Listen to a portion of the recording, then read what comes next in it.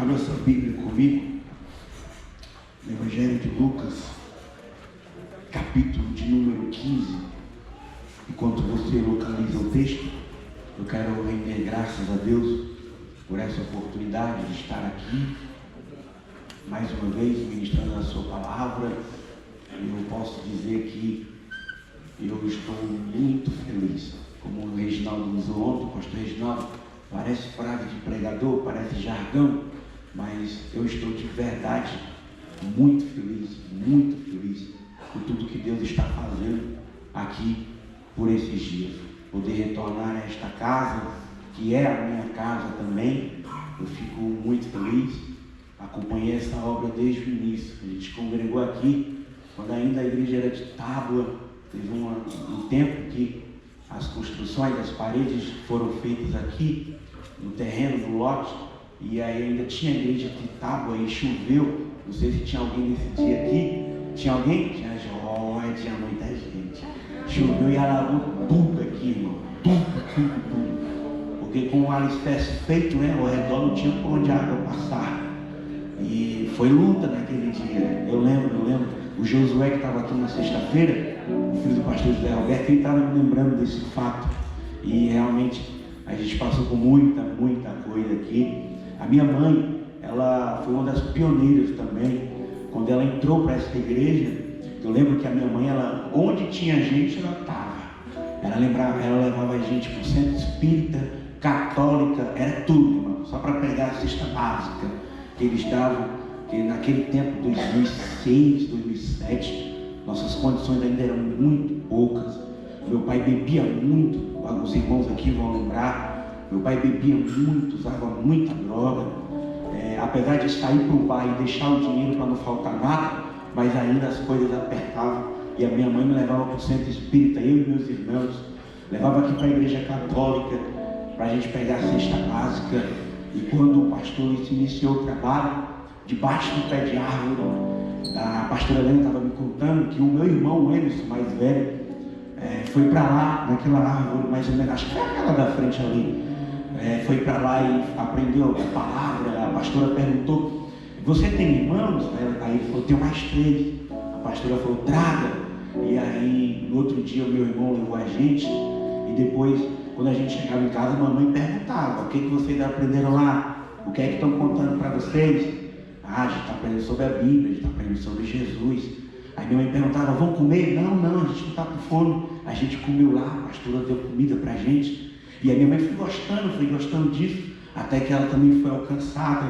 E no ano de 2009, depois de minha mãe pagar muito preço pela vida do meu pai, no ano de 2009, ele entrou aqui, chegou em casa, contando rapidinho, pastor, chegou em casa, minha mãe não estava, a gente também não estava, a gente estava aqui no culto. Meu pai estava de cara determinado para puxar minha mãe da igreja pelos cabelos. Ele veio para cá com um demônio mesmo.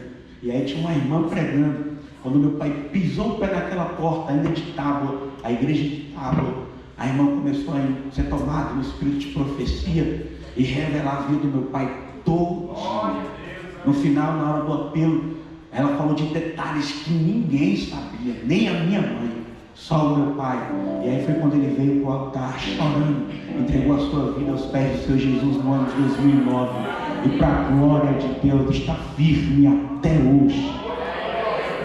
A gente passou por muita coisa. A gente foi embora em 2016, 2019, os meus pais se separaram e meu pai passou um processo muito difícil, psicologicamente, emocionalmente. Eu também sofri muito, tive depressão. Eu desisti um ano da escola, só retornei no outro ano. Foi quando Jesus me encontrou lá no meu quarto. Tive um encontro genuíno com Cristo. Eu falei: Deus, eis-me aqui, envia-me a mim.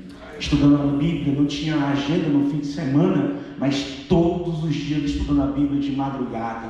Eu cansei de ver o sol raiar e eu estudando a Bíblia, preparando o sermão. Hoje eu não prego aqueles sermões, são sermões bem ruins, mas todos os dias eu estudava a palavra de Deus, mesmo sem agenda. Em 2021 eu voltei a pregar, e de lá para cá Deus tem feito grandes coisas na minha vida, e eu quero tributar a Ele toda a glória, todo o louvor, toda a adoração. Obrigado, pastor Luiz, pela confiança.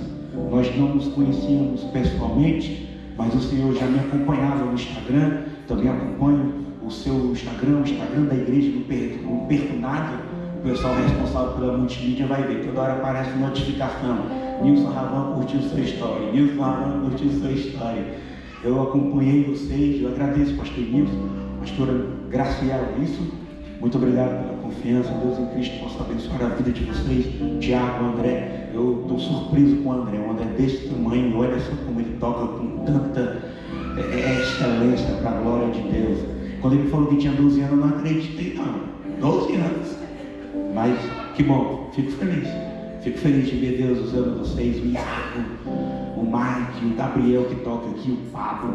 Glória a Deus pela vida de todos vocês. Que Deus possa continuar abençoando esta igreja de forma poderosa. Muito bom rever vocês, rever os amigos. Estou retornando amanhã para Juazeiro com um coração muito grato, muito alegre por tudo que Deus fez. Que bom também que vocês compraram, adquiriram as minhas gravatas. Aí está lá o Diácono Adilson está usando, o Leandro está usando, o Mike está usando, o Wellington lá fora está usando, o pastor está usando. Muito obrigado, que Deus abençoe a vida de vocês de forma poderosa. O Otávio está usando ali também. E eu tenho mais gravatas ali, eu tenho acho que umas 10, 15. Eu queria voltar para Juazeiro sem nenhuma. Vamos me ajudar hoje? Amém? Amém? Glória a Deus. Lucas capítulo 15, meus irmãos. Agradecer a Jaciara que me recebeu tão bem, com tanta alegria, com tanto amor na sua casa. Deus continue abençoando a sua vida, minha irmã. A senhora é uma bênção, a mãe dos meus melhores amigos de infância. E eu sempre carrego vocês no meu coração. Amém? Lucas, capítulo de número 15. Nós vamos ler a partir do verso de número 20, em nome de Jesus. Lucas, capítulo 15, versículo de número 20, diz assim a palavra de Deus. Todos encontraram? Amém. E levantando-se, foi para seu pai, e quando ainda estava longe, viu o seu pai, e se moveu de íntima compaixão, e correndo, lançou-se-lhe ao pescoço e o beijou. E o filho lhe disse: Pai, pequei contra o céu e perante ti, e já não sou digno de ser chamado teu filho. Mas o pai disse aos seus servos: Trazei depressa a melhor roupa e vestido, e ponde-lhe o anel na mão e sandália nos pés. E trazei o bezerro selado, e matai-o, e comamos, e alegremo-nos, porque este meu filho estava morto e reviveu. Tinha-se perdido e foi achado, e começaram a alegrar-se. Se você leu até aqui, diga amém. Amém. Podeis assentar. Em nome de Jesus.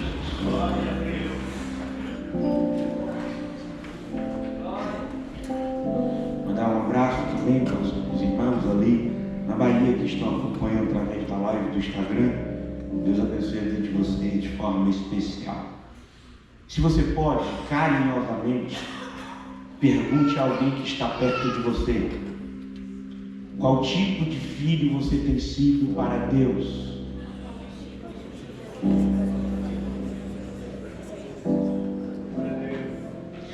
É sobre isso que nós vamos falar nesta noite. Essa história é muito conhecida e ela retrata o cenário de dois filhos. Nós, costumeiramente, nós crucificamos o filho mais novo e nós enxergamos e olhamos para o filho mais velho como um bom moço que ficou em casa e ficou perto do seu pai. Essa história aqui faz parte de uma trilogia, ou seja, é um relato onde contém 3 histórias. Jesus está falando no capítulo 15 sobre coisas que foram perdidas e depois recuperadas. O contexto aqui é o plano de salvação. Fala sobre a alegria do céu quando um pecador se arrepende. E quando eu medito nesse texto, especificamente esse trecho, que há alegria no céu quando o pecador se arrepende, o texto na verdade diz assim: há alegria diante dos anjos. A gente prega que o céu se alegra, mas eu gosto de ser mais detalhista, eu gosto de ser mais incisivo e dizer, não é somente os céus que se alegram, mas o próprio Deus que se alegra quando o pecador se arrepende. O texto é claro: há alegria diante dos anjos, que os anjos estão diante de Deus.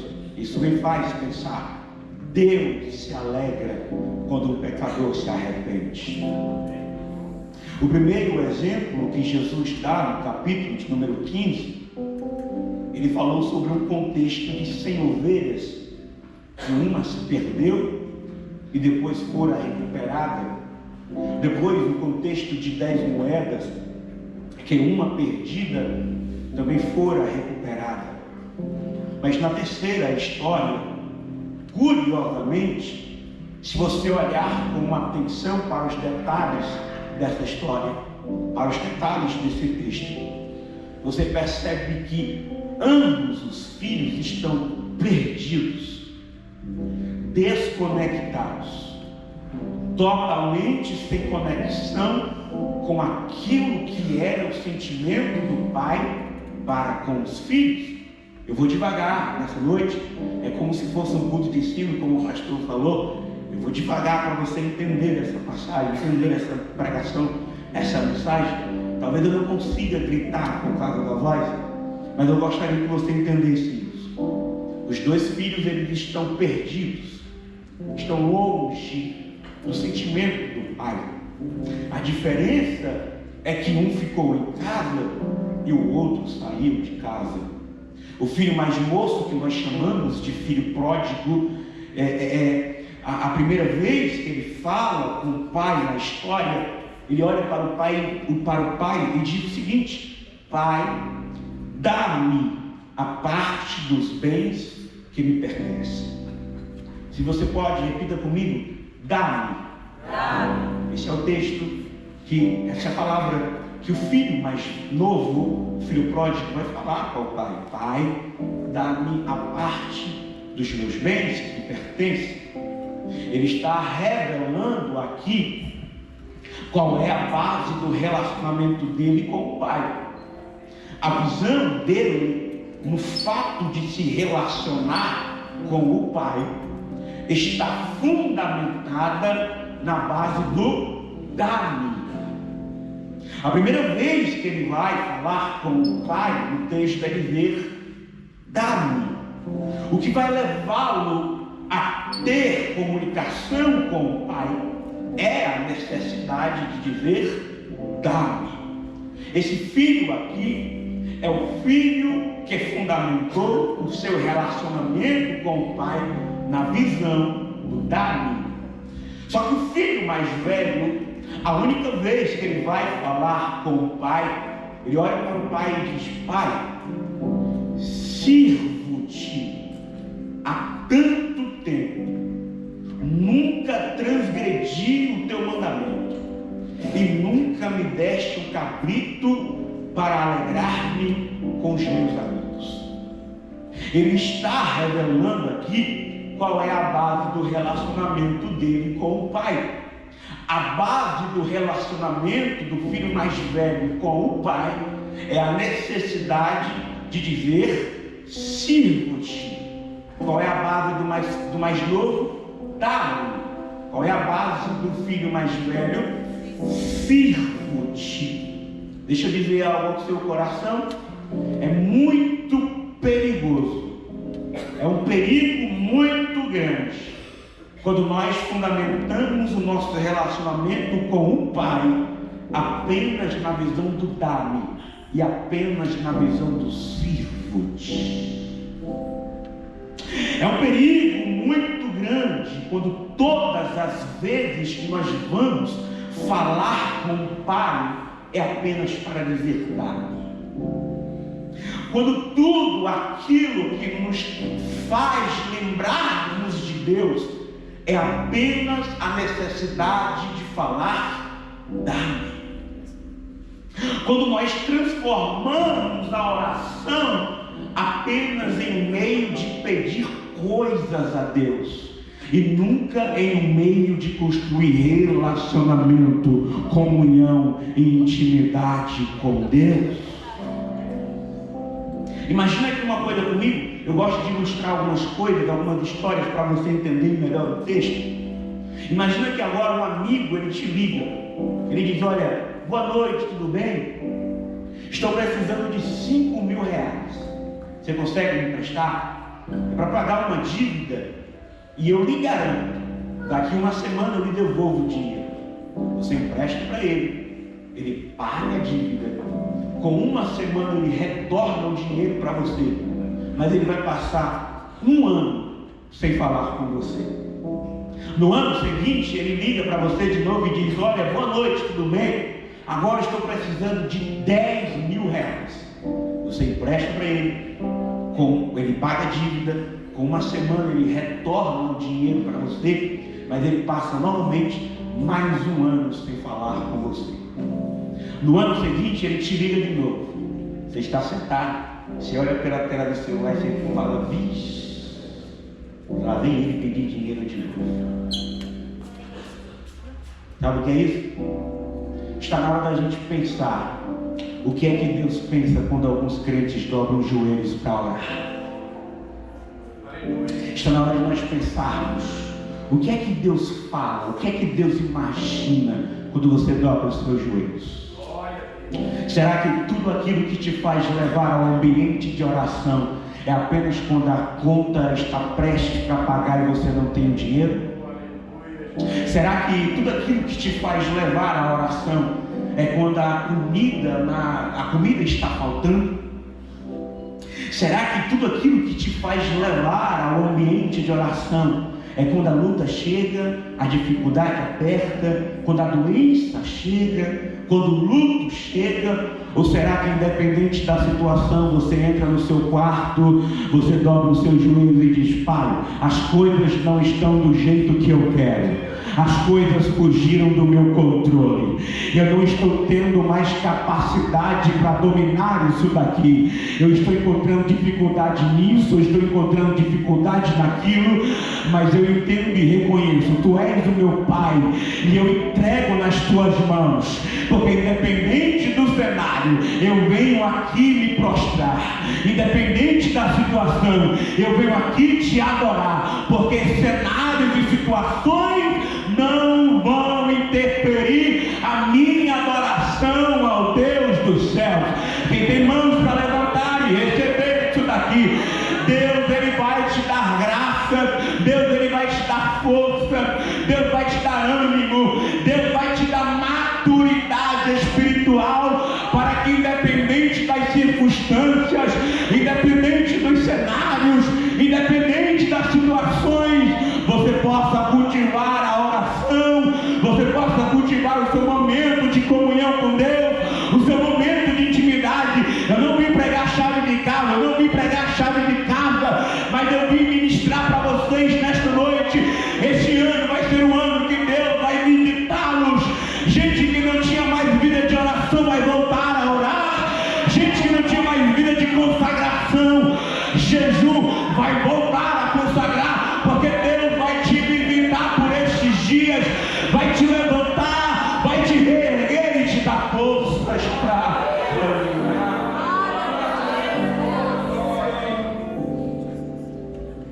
É isso a primeira lição que nós aprendemos sobre esta história.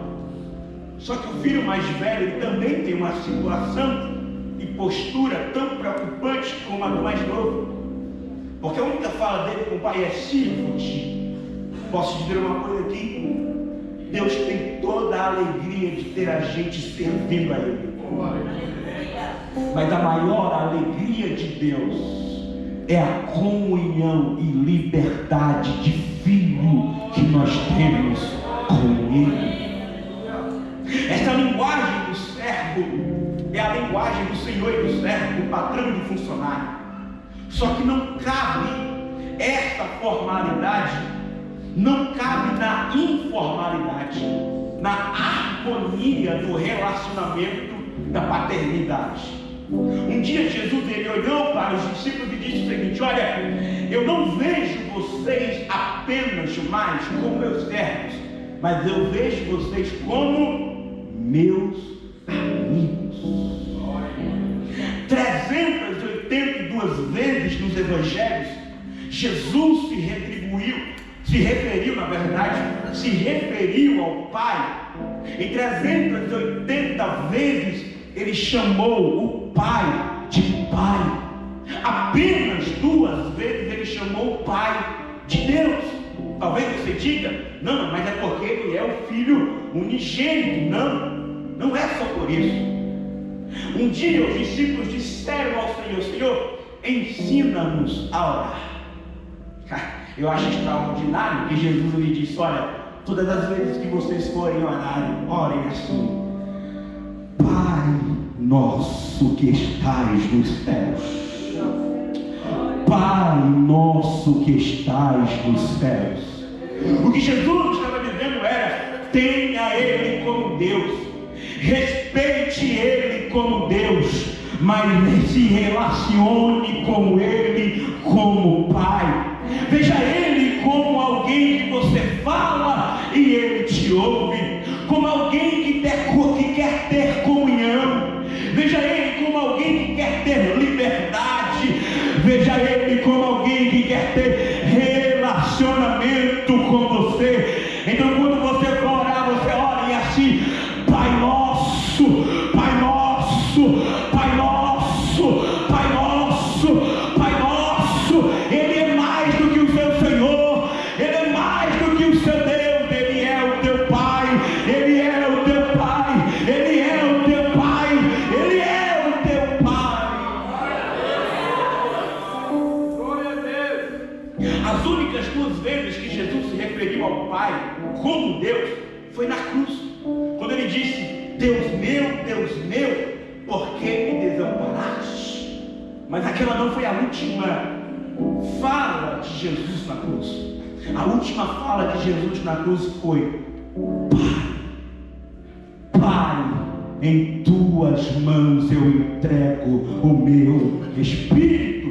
Jesus ele entregou a sua vida ensinando uma coisa para a gente: aprenda a acessar o Pai que há em Deus. Aprenda a encontrar o Pai que existe em Deus.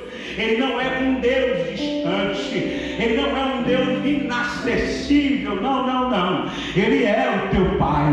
E quando você dobra o seu joelho lá no teu quarto, eu tento imaginar Deus olhando para os céus e dizendo: esta aí é o meu filho, esta aí é a minha filha, eu conheço esta voz, eu conheço este coração, eu conheço esta alma. Aprenda a acessar o Pai que há em Deus. Esses filhos aqui, eles estão com uma visão incompleta sobre o Pai. Sabe o que é preocupante aqui? O pai olha para o filho mais velho e diz o seguinte: espera aí, você está dizendo, sirvo-te há tanto tempo e eu nunca te dei nenhum cabrito? Sabe o que ele vai dizer para o filho mais velho? Todas as minhas coisas são tuas. E de fato eram.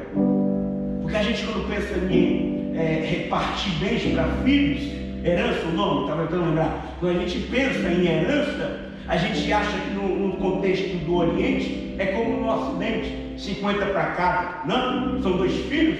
Sabe o que é isso daqui? Isso aqui é cultura judaica. 1/3 sai para o filho mais novo, 2/3 ficam para o filho mais velho. Então ele está olhando para o filho mais velho e está dizendo: peraí, os 2/3 que ficaram é todo teu. É por isso que o pai está falando: você está reclamando de um cabrito, enquanto tudo que eu tenho aqui é teu. O grande problema desse filho é que ele não consegue enxergar como pai, ele só consegue enxergar como Senhor.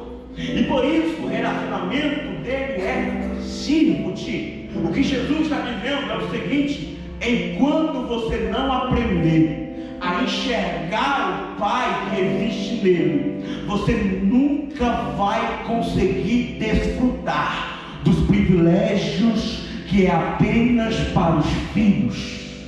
Mas o moço, ele pega parte da herança e sai para uma terra longínqua. Provavelmente é um contexto fora de Israel, fora do país. Por quê? Porque ele vai para um ambiente que criava-se porcos. Em Israel não se criavam porcos. Gadara, por exemplo, Marcos capítulo 5, é um contexto fora dos limites dos territórios de Israel. Ele está indo para um local que ninguém conhece ele. Ninguém conhece o Pai. Ninguém sabe a educação que ele recebeu dos seus pais. Então, que na verdade o que ele quer não é liberdade. O que ele quer é libertinagem. Ele não quer ter uma vida de cobranças. Ele não quer ter uma vida de princípios. Ele quer viver fora dos princípios do Pai. Só que quando ele chega nesse lugar, a Bíblia diz que quando o dinheiro dele acabou, quando ele tornou tudo, veio sobre o lugar uma grande fome.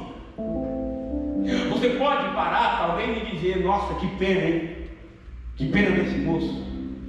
Porque se ele soubesse que naquele lugar haveria uma grande fome, talvez teria ido para outro lugar. A questão aqui não é se ele é sortudo ou azarado. A questão é que a gente precisa entender, e guarde isso daqui, por favor. Se você não se lembrar de nada, mas você guardar isso, eu ficaria muito feliz. A grande questão é que decisões tomadas fora da direção de Deus sempre nos levará a lugares que a bênção de Deus não estará lá. É verdade. É por isso que muita gente que você olha por aí, o nariz inclinado, diz: agora eu vou viver minha vida. Agora eu vou para o lugar que eu quiser. Pastor nenhum manda em mim. Cuidado, viu? Cuidado com esse tipo de gente. Cuidado com as decisões que você toma. Esse moço, ele está vivendo uma consequência de quebra de princípios. E agora, de repente, ele está sem dinheiro, está sem amigos, está sem cuidado. E ele está tão vulnerável e desprovido que ele começa a bater na porta de cada um ali naquela cidade, dizendo: olha, tem alguma coisa aí para mim? Tem algum emprego aí para mim? A única oportunidade que vai aparecer para ele é: olha, tem alguns porcos aqui para você cuidar. Mas algo interessante nisso aqui é que ele agora vai cuidar de porcos. Sabe qual é uma lição que eu aprendo aqui com essa história? Cuidado. Nem toda oportunidade que aparece para você é uma porta que Deus está abrindo. Para quem não tem nada, irmão, cuidar de porcos é luxo. Mas deixa eu dizer, nem todo cenário que se apresenta para você é Deus que está apresentando. É uma mensagem para a gente refletir. Desculpa se você queria pular no manto da glória. Você pode dar glória, mas desculpa se você queria sair daqui rodando, igual meu pai dizia, correr pela igreja com um banco na cabeça. Mas é uma mensagem para a gente refletir. Nem toda porta que se abre é Deus que está abrindo. Nem toda oportunidade que se apresenta para você é Deus que está apresentando. Isso daqui não era para ele aceitar. Isso daqui é para ele parar e dizer: pera. Já fui longe demais. Eu não posso aceitar. Eu preciso voltar para o lugar de onde eu nunca deveria ter saído. Era para ele ter se lembrado do Pai.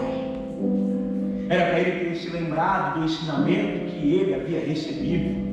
Qual era o ensinamento? Que ele era do povo de Deus e que havia coisas que eram impuras, entre elas o cuidar de porcos. Dentro do contexto da antiga aliança, cuidar de porcos é sinal de impureza. Isso aqui não era para ele aceitar. Isso daqui não era para ele dizer aceito, mas isso daqui era para ele se lembrar, parar e se lembrar. Eu preciso voltar para a casa do Pai. Nem toda configuração que é apresentada para você é para você se adaptar a ela. Tem ambientes que não cabem em você mais. Tem mesas que se apresentam para você e que não é para você se assentar. Tem amizades que não é para você cultivar. Tem conversas que Deus está dizendo, são conversas impuras. Eu não tenho me agradado de ti. E não são conversas para você alimentar. Tem companhias que não são compatíveis mesmo com a identidade que você carrega de filho de Deus. Tem oportunidades que não são para você aproveitá-las. Tem portas que não são para você passar por elas. Tem coisas que você acha bonito demais, é grande demais. Talvez seja Deus apresentando para mim, mas não. O diabo se utiliza de coisas bonitas mesmo para encher os seus olhos, agradar os seus olhos. O diabo não vai vir com chifre na cabeça. O diabo não vai vir aterrorizando você. Ele vai vir às vezes com terno e gravata, falando bonito. Mas cuidado para você não se adaptar àquilo que o diabo tem apresentado nas suas mãos. Hoje é noite que Deus vai abrir o teu entendimento, vai alavancar a tua visão, vai alargar o teu pensamento, e todos os pratos do diabo serão despedaçados. E quando se apresentarem para você propostas do inimigo, você vai poder abrir a boca e dizer como Daniel: eu procuro não me contaminar com as iguarias do rei.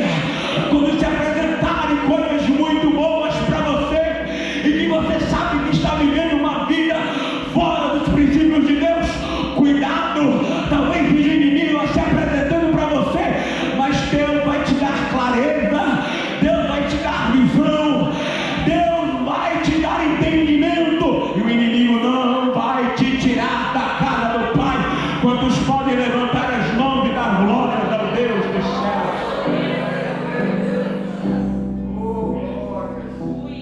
Não era para esse moço dizer aceito, mas era para ele ter parado e ter dito: olha, eu vou voltar para o lugar de onde eu nunca deveria ter saído. Mas foi isso que ele fez? Não.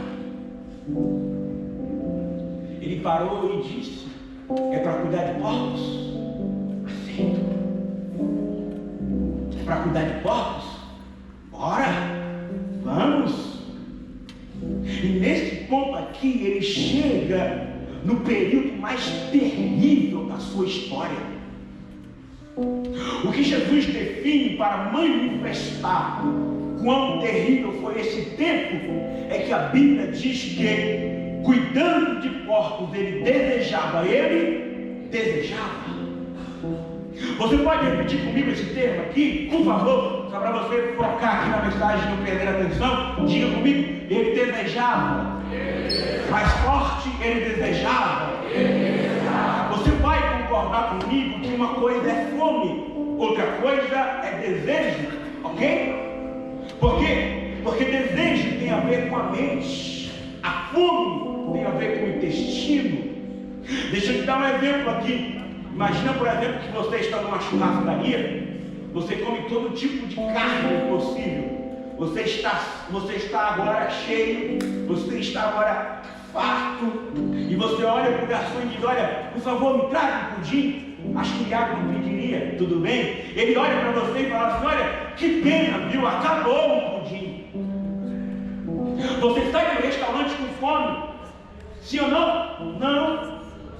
Que você comeu todo tipo de carne possível, você não está com fome, mas você sai completamente satisfeito também. Por quê? Porque faltou um pudim. Porque fome tem a ver com o estômago, desejo tem a ver com a mente. Embora no versículo seguinte ele diz: quando os trabalhadores do meu pai têm abundância de pão e eu aqui pereço de fome, eu creio que você vai concordar comigo que, ainda que fosse um trabalho escravo, o mínimo era a sua alimentação para a sua sobrevivência. Jesus define a crise que esse moço estava com essa expressão: ele desejava, mas desejava o quê? Desejava comer aquilo que os porcos comiam. O que Jesus está dizendo era: o grande problema desse moço são os seus desejos. Ele está desejando participar daquilo que somente impuros participam. Ele está desejando desfrutar daquilo que não combina com a identidade de filho. E aqui eu preciso dizer uma coisa para você: guarde isso, por favor. Eu vi que já tem algumas pessoas anotando. Anote isso: santificação não é só mudança de hábitos, santificação é mudança de vontades. Santificação não é só parar de fazer algumas coisas. Santificação é não ter desejo mais nessas coisas. Eu estou crendo em profetizar uma palavra de Deus sobre a sua vida.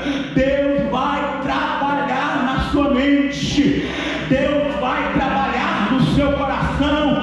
Deus vai trabalhar não apenas nos seus hábitos ou comportamentos, mas Ele também vai trabalhar em vontades e intenções. Deus vai te limpar por inteiro. Deus vai te limpar por inteiro. Deus vai te limpar por inteiro.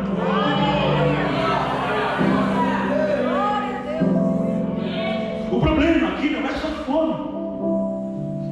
O problema aqui são vontades que ele desejava.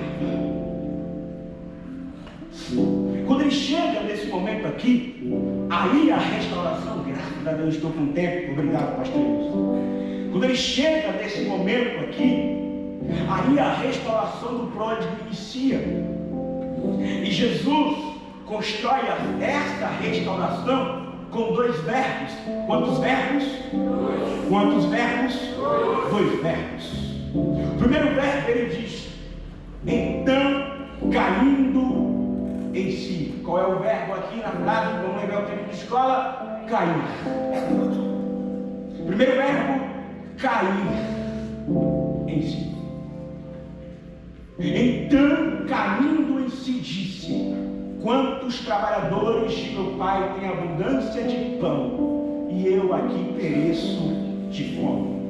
O segundo verbo é: levantar-me-ei, irei ter com meu pai.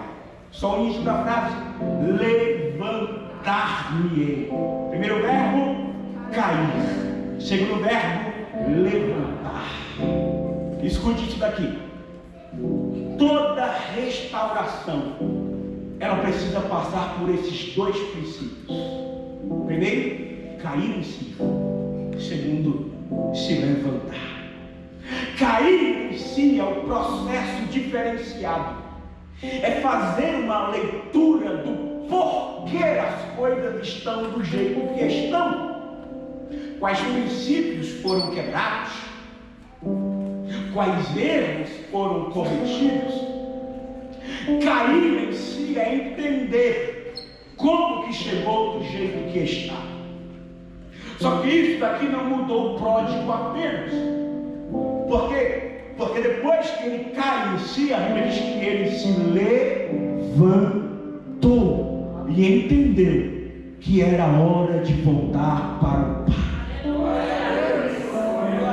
Se ele tivesse só caído em si, mas não tivesse levantado, a vida dele não teria mudado. Se ele apenas cai em si, se ele apenas se levanta, mas não cai em si, a vida dele não teria mudado. Seja qual for a restauração que você tem que fazer na sua vida, você precisa passar por essas duas decisões: cair em si e se levantar. O que Jesus está dizendo é o seguinte: o que muda a sua vida não é só aquilo que você sabe que você tem que fazer.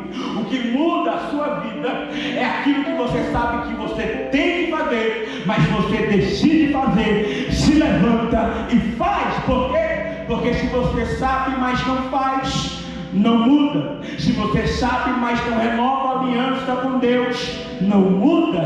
Se você sabe, mas não se levanta, não muda. Se você sabe, mas não libera perdão, não muda. Se você sabe, mas não corta vínculos com o pecado, não muda.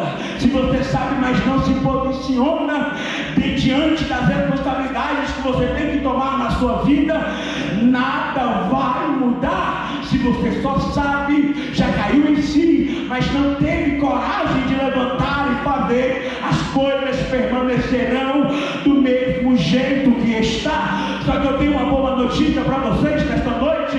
Essa é uma boa noite, não só para você cair em si, mas também para você se levantar.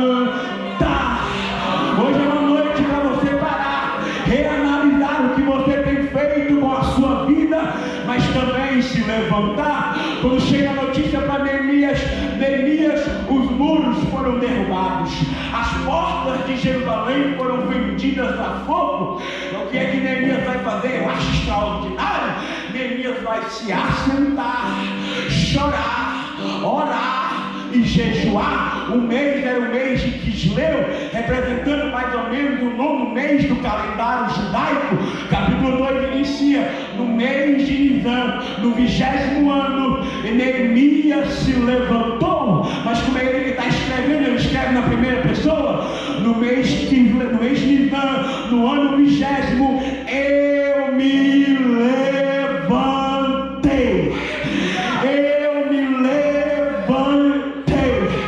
O mês de Nisan representa mais ou menos o primeiro mês do calendário judaico.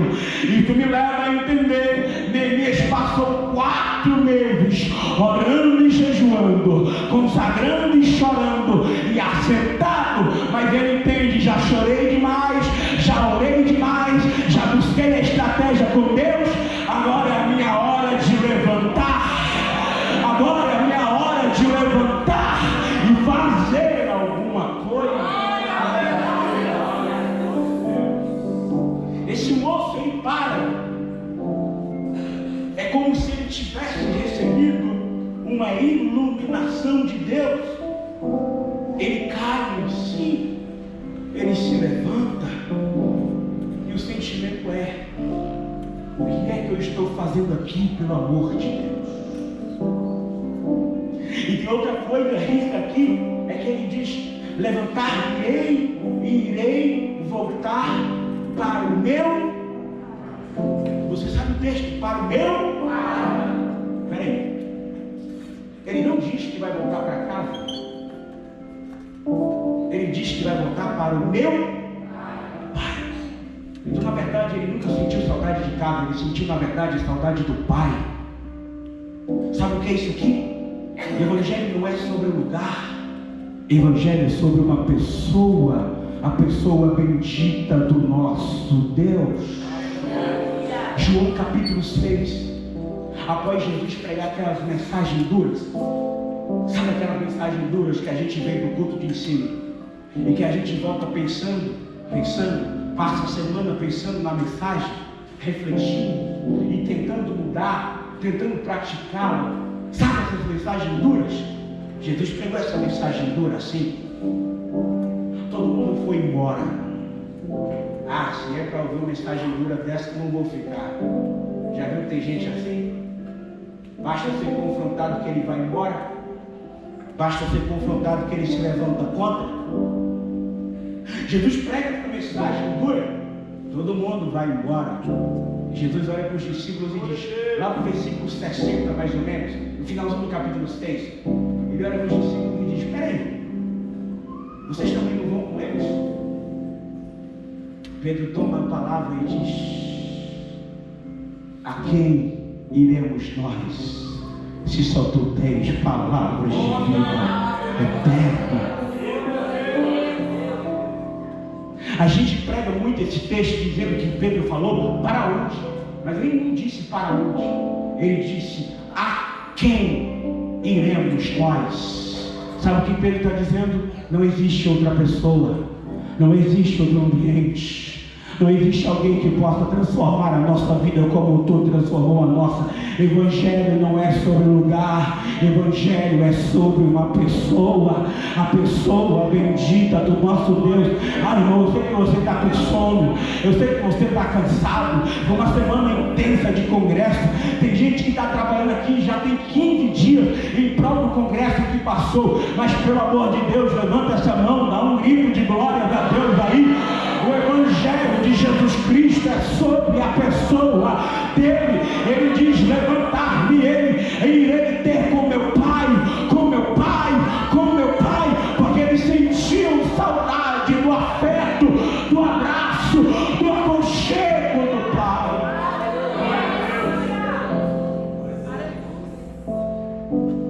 Eles se levantam, e aqui tem um cenário rico, porque se você leu comigo com atenção esse texto, não dá a sensação de que o texto repete 2 blocos de versículos com a mesma história. O bloco de versículo é: levantar-me-ei e irei ter com meu Pai, pequei contra o céu perante ti, já não sou digno de ser chamado seu filho. Não parece que o texto repete isso aqui 2 vezes na história? A primeira vez, se você perceber, ela está inteira. A segunda vez, quando ele repete essa mesma fala, a fala está incompleta. Por quê? Porque o Pai abraça. Há uma interrupção no discurso. A primeira vez está na mente, a segunda vez está na prática. A primeira vez o pródigo está no meio dos porcos, mas na segunda vez ele está nos braços do Pai. O pródigo está ensinando uma coisa para a gente aqui, sabe qual é? Não é o que você está vivendo agora que determina aquilo que você tem que enxergar. Ele está no meio dos porcos, mas ele está enxergando o Pai. Ele está no meio dos porcos, mas ele está na mente dele, o Pai abraçando ele, e ele dizendo: Pai, eu sei que eu não sou digno de ser mais tratado e chamado de filho, mas me recebe pelo menos como um dos seus trabalhadores. Deixa eu dizer uma coisa aqui para você. Eu não sei como é que está a sua vida, independente de como você está, independente de como você chegou aqui, há um convite de Deus para você. Comece a enxergar o próximo passo agora. Comece a enxergar a mudança agora. Mas pregador, eu estou como Ezequiel, assentado no rio Quebar, me lembrando de Sião. Mas independente do cenário que Ezequiel estava, a Bíblia diz que Ezequiel olha para os céus e diz: e eis que os céus abriram para mim. O teu cenário não determina a tua história. A tua situação hoje não vai determinar a tua vida. Comece a enxergar grande. Comece a enxergar o próximo passo agora. Comece a enxergar a mudança de Deus na tua vida.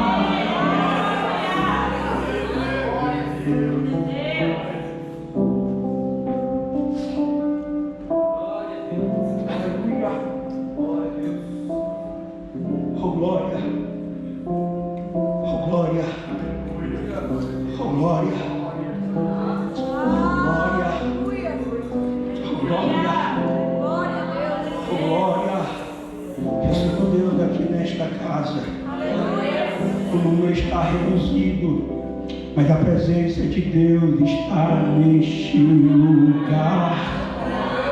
Oh glória, oh glória. Ele começa a enxergar o próximo passo. Ele começa a enxergar o próximo passo. Está no meio dos porcos, mas enxergando o Pai. E aí, quando ele vê o Pai, eu já estou aqui caminhando para encerrar. Quando ele vê o Pai, no contexto de restauração que Jesus está traçando, ele olha talvez para o proprietário e diz: olha, obrigado, viu? Mas espera aí, o que aconteceu? Não, eu estou voltando para o meu pai. Eu estou voltando para onde eu nunca deveria ter saído. Ele pega o caminho de volta. E o texto disse que quando ele está ainda distante, o pai vinha. Pensa comigo uma coisa aqui. O pastor Emilson vai lembrar muito bem disso. Tenta imaginar aí agora aquele cenário de roça, fazenda, porteira, uma estrada de chão cheia de curvas, uma fazenda mesmo. Imagina uma porteira daquela e imagina o pai talvez apoiado naquela porteira, e porque se o pai ele viu de longe, se o pai ele viu o filho de longe, ainda quando estava longe, isso me faz imaginar que o pai não está dentro de casa, o pai está fora de casa. Imagina talvez aquele dia que o pródigo saiu, o pai vai para a porteira, o filho está se dissipando no horizonte. E talvez no seu coração o pai está dizendo: quem sabe um dia ele entende que não há outro lugar. Quem sabe um dia ele entende que não há outra pessoa, que não há outro ambiente, e volta.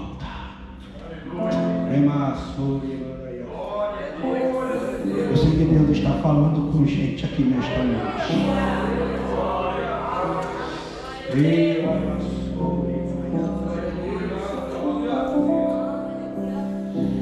Termina o primeiro dia e nada do filho voltar.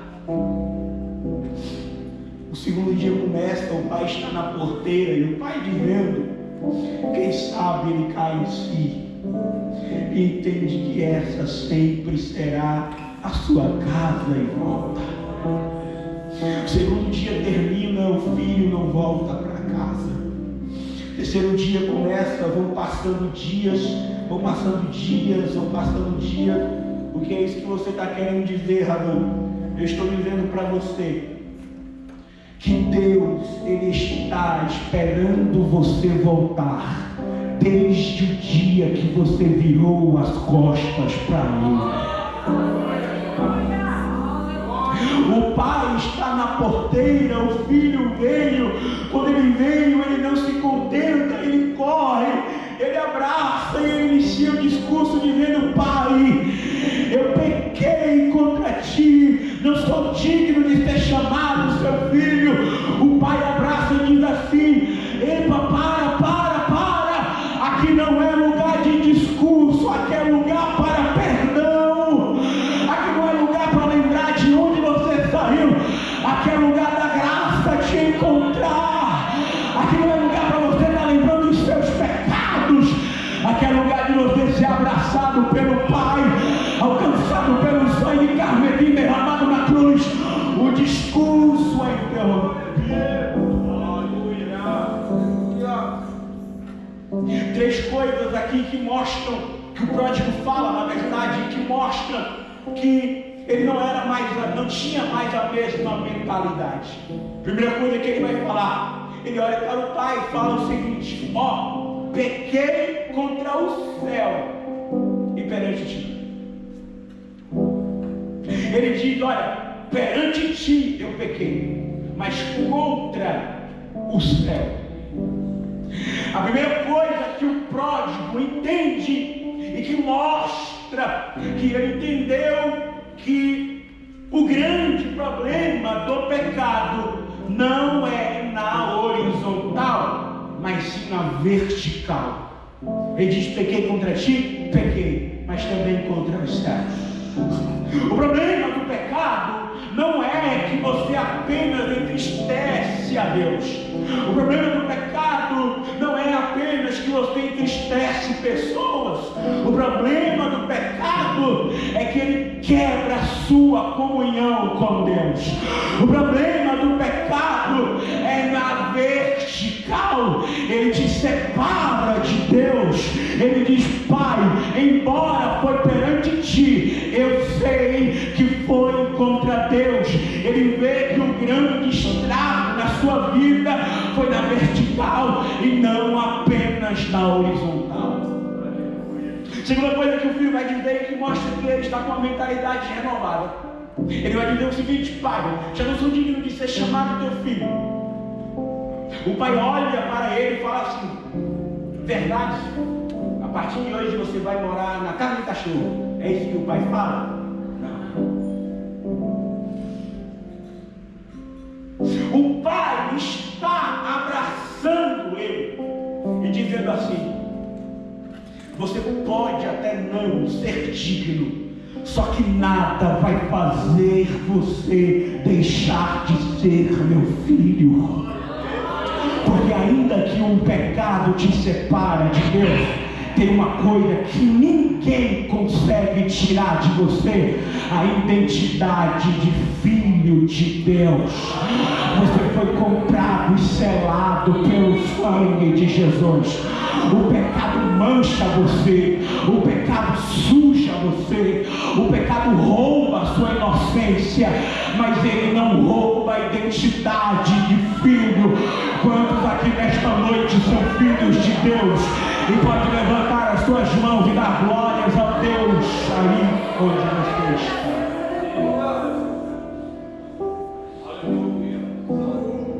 A terceira coisa que o pródigo entende, você lembra quando ele saiu de casa? O que ele disse para o pai? Ele disse: dá-me. Vamos lá, só para saber se você está aqui. Ele disse o quê? Ele disse: dá-me. Porém, que essa era, na verdade, a base do relacionamento dele, era dá-me. Mas quando ele volta, a fala não é dá-me. A fala é: faz-me. Faz-me. O que o pródigo entende aqui nessa história é que a riqueza da vida não está no ter, mas no ser. Ele está dizendo: olha, o que o pródigo está dizendo é: Pai, o que eu estou precisando não é de coisas. O que eu estou precisando é de mudança. E deixa eu dizer algo para você: o melhor ambiente para você ser transformado é na casa do Pai. Você já percebeu que já entrou gente aqui atribulada, gente nervosa, gente que nem o capeta queria, ninguém conseguiria dominar, ninguém conseguiria domar a fera, mas quando ele chega aqui, ele recebe uma mudança, ele recebe uma transformação. O Pai muda ele por completo, porque o melhor lugar para ser transformado é na casa do Pai. O melhor lugar para ter uma vida renovada é na casa do Pai. Não existe outro ambiente, não existe outra pessoa, é na casa do Pai.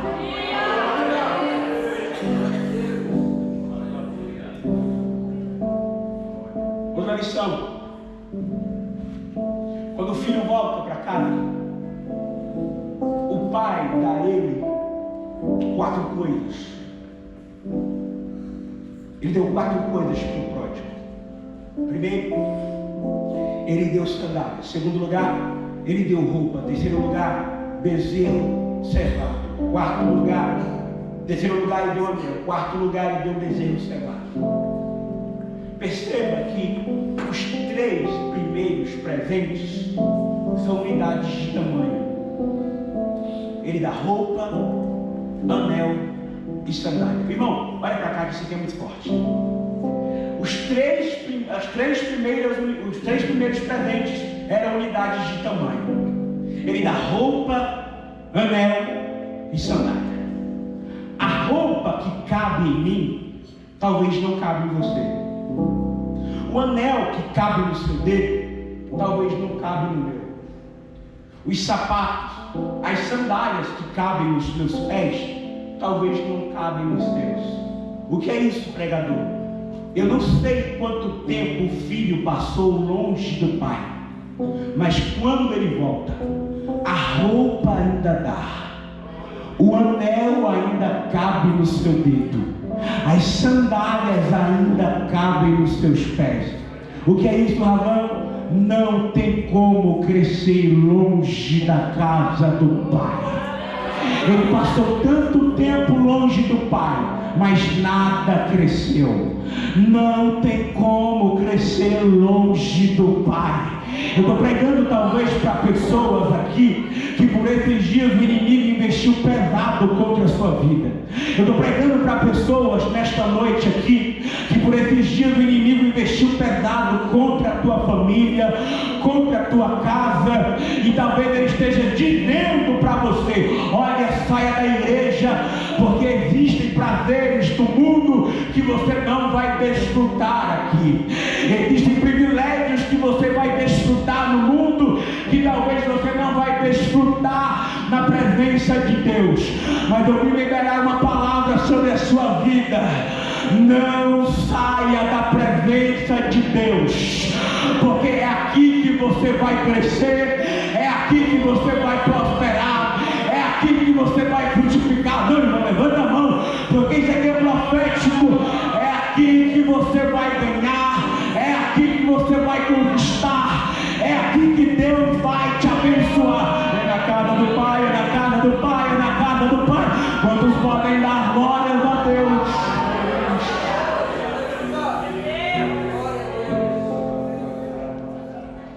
Último ponto que eu fecho aqui. E se a equipe de louvor puder preparar um hino, tem um bem bonito, aquele. Esqueci. Mas prepare aí, por favor, o hino, por favor.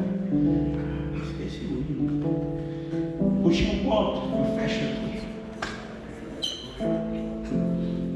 3 histórias Jesus contou em Lucas capítulo 15. Quantas histórias? 3. Quantas histórias? 3. Um pastor que perdeu uma ovelha, uma mulher que perdeu uma dracma e um filho que saiu de casa. Aquele lá, vem, filho amado. Esse é muito bonito. Jesus conta 3 histórias em Lucas capítulo 15. Um pastor que perde uma ovelha, uma mulher que perde uma dracma e um filho que saiu de casa. Quando o pastor ele recebeu a notícia, na verdade ele recebeu a notícia não, quando o pastor percebeu que a ovelha se perdeu, o que ele fez foi em busca. Quando a mulher percebeu que perdeu uma dracma, o que ela fez foi em busca.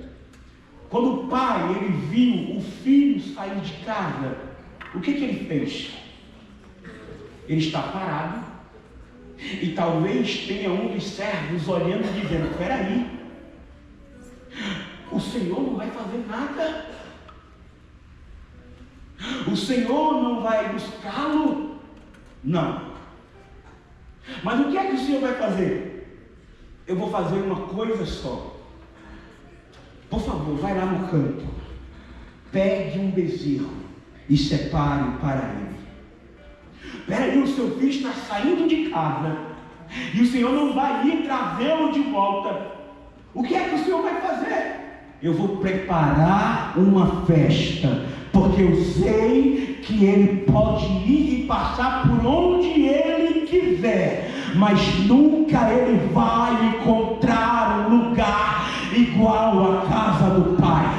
É por isso que quando você está lá fora, é por isso que quando você está lá naquela festa, é por isso que quando você está naquela boca de fumo, nada substitui a presença de Deus. Há uma frase que diz que o homem ele tem um vazio do tamanho de Deus. Só Deus pode preencher o vazio que há em ti. O pai não vai em busca, mas ele fica dentro de casa preparando uma festa para quando ele voltar, todos se regozijarem pela volta do seu filho.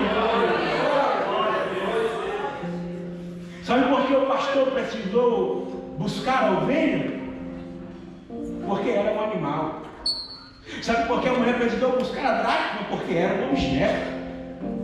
Sabe por que o pai não vai buscá-lo? Se você fosse um animal ou um objeto, ele buscaria você. Só que você precisa entender uma coisa: é que você é filho. Eu vou repetir isso daqui. Você precisa entender que você é filho de Deus. Você carrega a essência dele com você. É por isso que a sua consciência não te deixa em paz quando você está em caminhos e rotas longe da presença de Deus, porque você sabe que Deus não se agrada dela. É o Espírito do Pai comunicando com o coração do Filho e dizendo: aí não é o teu lugar, eu não te chamei para esse ambiente, essa amizade não está te favorecendo, essa amizade está te prejudicando. Com o filho é diferente da moeda e da ovelha. A ovelha foi recuperada, foi resgatada, a moeda foi resgatada, mas o filho voltou, o filho voltou, o filho voltou, o filho voltou para casa. Deixa eu dizer uma coisa para você, e vocês já podem cantar. Você precisa entender uma coisa, que eu sei que eu estou pregando para gente que talvez está afastado. Você precisa entender uma coisa, que já passou da hora de você voltar para casa. Já passou da hora de você voltar para os braços do Pai. Deus, Ele está no mesmo lugar que você virou as costas para Ele. E nesta noite eu gostaria de convidar. Tem alguém entre nós aqui nesta noite que deseja entregar a sua vida aos pés do Senhor Jesus? Levante uma de suas mãos. Venha até aqui à frente. O pastor Nilson falou algo interessante na sexta-feira, enquanto estava orando pelos jovens aqui, ou foi sábado, não lembro. Ele disse: olha, não é vergonha você vir aqui na frente, não. Sabe o que é vergonhoso? É viver nessa vida de pecado que você está. É viver nessa vida de busca de coisas para completar o vazio que está em seu coração, e que você sabe que nada vai preencher este vazio senão a presença de Deus. Já passou da hora de você voltar. Já passou da hora de você voltar para a casa do Pai. Hoje é noite de Deus encontrar você. Tem alguém entre nós que deseja fazer esta aliança? Pode cantar, pode cantar. Deus marcou este encontro com você. Está vendo ali das pessoas? É isso mesmo? Duas pessoas vindo para Jesus. Você pode dar glória para Deus? Irmão, eu tenho tempo que quando alguém se converter, a gente grita alma de glória. Você pode dar glória para Deus? Tem duas almas gloriosas para Jesus.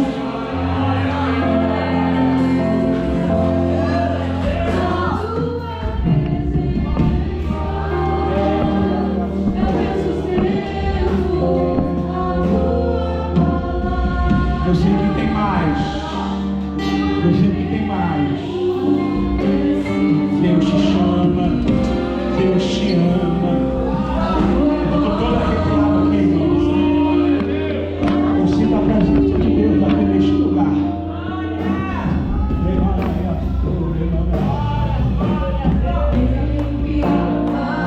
filho amado. Vem, filho amado.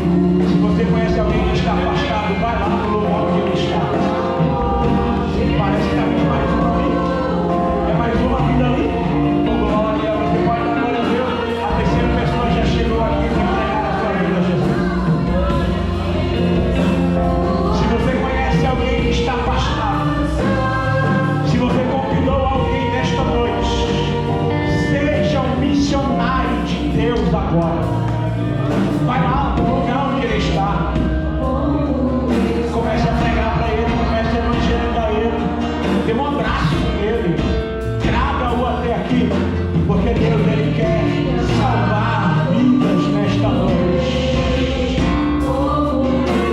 Não importa como você está, Deus te recebe como está, e aqui você passa pela transformação. Venha como estás, e Ele vai mudar a sua história. Prega por aí, como está e permaneça como está, mas a verdade é, venha como está, e Ele vai mudar a sua história. Eu sei que você sabe que Deus está falando com você. Eu sei que essa palavra falou ao seu coração. Volta enquanto é tempo. Volta enquanto é tempo.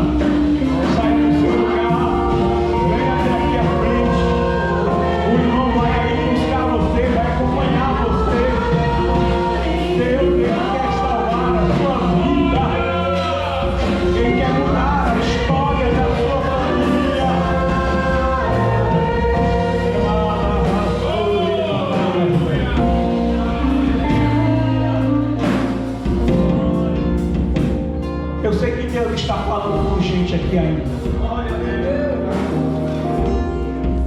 A gente que prega, o pastor, ele vai saber muito bem, os meninos aqui que pregam. A gente, quando sobe no púlpito, a gente fica muito preocupado e questionando a Deus. Deus, o que é que tu queres que a gente fale? Às vezes acontece que Deus manda a mensagem aqui na hora do culto. Mas desde que eu recebi o convite, que o pastor confirmou comigo, eu estaria aqui pregando, Deus tem falado fortemente comigo essa mensagem. Não sai da minha cabeça. Eu tentei mudar a mensagem. Tentei pregar uma mensagem mais fácil. Mas ontem o pastor Reginaldo pregando, ele citou o texto de Lucas capítulo 15. Senti como confirmação de Deus para estar pregando isso aqui nessa noite. E olha o resultado aqui. 3 almas voltando para Jesus. E eu sei que Deus está falando com mais pessoas. Deixa eu dizer algo para você. Existem oportunidades que são únicas.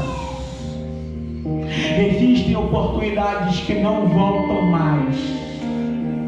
Quando Jesus entrou em Jericó, Lucas capítulo de número 18. Ali foi a última vez que Jesus entrou em Jericó antes de ir para a cruz. Ele entra em Jericó, Zaqueu está numa figueira brava para o ver. E antes de Zaqueu ver Jesus vê Zaqueu e diz: desce depressa, porque hoje me convém pousar em tua casa. Zaqueu desce e recebe Jesus na sua casa e tem a sua vida completamente liberta. Se Zaqueu não desce para receber Jesus, nunca mais ele veria o rosto de Jesus. Porque depois de Lucas 18 e 19, Jesus segue o seu caminho para o Monte Calvário, para ser morto na cruz, ressuscitar ao terceiro dia e após 40 dias ser assunto aos céus. O que é isso, pregador? Talvez hoje seja a sua última oportunidade. Você sabe que Deus tem falado com você constantemente. Você sabe que não é de hoje que Deus tem falado com você. E hoje Deus está te dando essa oportunidade. Vem, volta logo, porque você não sabe o dia de amanhã. Talvez no dia de amanhã a gente esteja numa cadeira de rodas. Talvez no dia de amanhã a gente esteja paralítico, cego, enfermo, no leito do hospital, ou até mesmo debaixo da terra. terra. Talvez amanhã a gente nem esteja mais aqui porque Jesus Cristo já voltou. Porque nós seguimos na esperança de que um dia Ele irá voltar. Nós seguimos na esperança de que um dia Ele irá voltar a buscar a sua igreja. E eu sei que você quer fazer parte desse povo. Eu sei que você quer fazer parte do povo que vai voltar que vai morar nos céus. Eu sei que você não quer viver essa vida de pecados.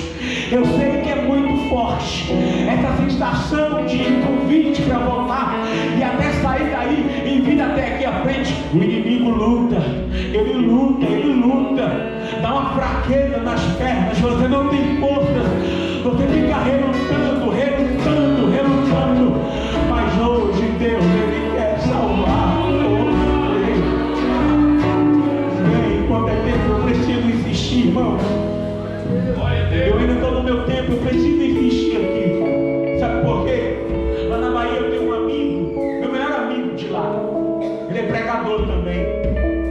E a mãe dele, a irmã Sandra, estava me contando: olha, está vindo mais 2 pessoas para Jesus.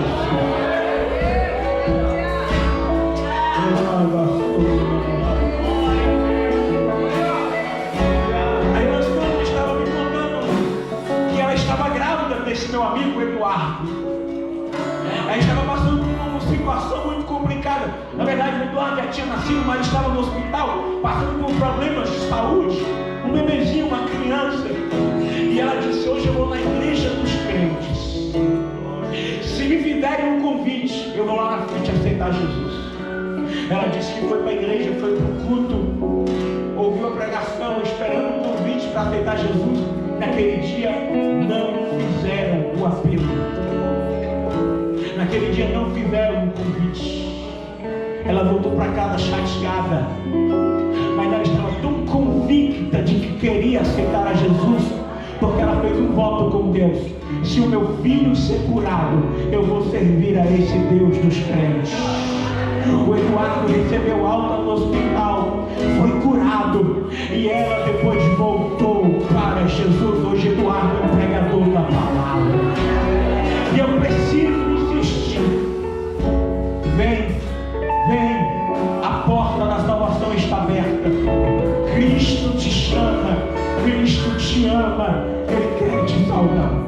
Eu estou vendo aqui o Luiz Felipe, a gente cresceu juntos, jogávamos bola juntos, estava afastado dos caminhos do Senhor, mas hoje voltou para os pés do Senhor. Eu gostaria de pedir aos jovens, por favor. Eu me emociono porque eu lembro do dia da conversão do meu pai. Jovens, por favor, se vocês gostam de mim, eu quero fazer esse pedido, pastor. Se vocês gostam de mim, por favor, cuidem desses jovens. Aleluia. Por favor. A gente é a igreja que mais ganha almas, mas também a igreja que mais perde almas. Eles estão voltando hoje. Quem ainda não tem o número do Luiz Felipe, o número do outro que eu não sei o nome, procura com ele, Igor. Procura eles. Pega o número deles. Acompanhe de perto. Sentiu a falta deles no domingo? Na segunda bate na porta da casa deles. Por favor, eu cresci assim. Fui ensinado assim. Eu sei que vocês já fazem muito isso de discipular, de cuidar de pessoas, mas eu estou pedindo para vocês serem mais intensivos, por favor. Cuidem deles, amem eles, abracem eles, porque eu tenho certeza que Deus ainda vai usá-los de forma poderosa. E estarão junto com vocês, cantando, tocando, pregando a palavra de Deus. E você que está aí na nave, que não é evangélico, está afastado, você ainda tem tempo para voltar. Cristo quer te salvar. São 5 almas, né? 5 almas voltando para Jesus. Você pode dar glórias a Deus aí onde você está. Você pode dar uma salva de palmas para